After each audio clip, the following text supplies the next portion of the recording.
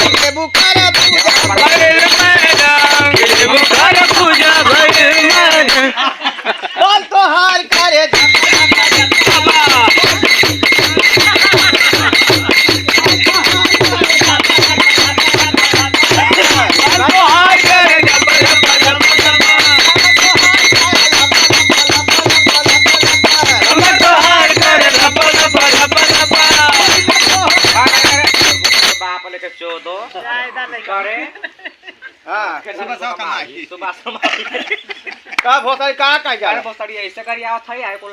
सायं का ना कुल देखा था कि 16 साल का बेटी बक बोली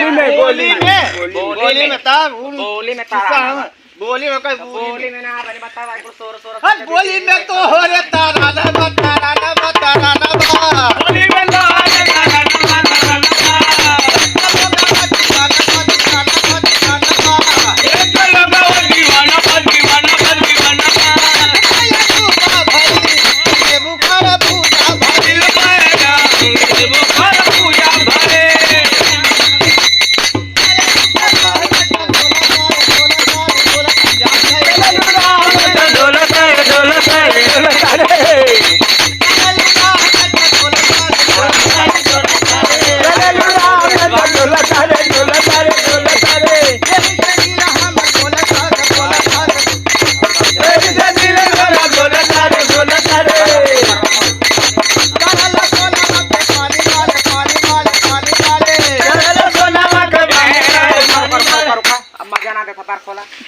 मजा नहीं का करी हमारे 12वें तब बाहर का खोली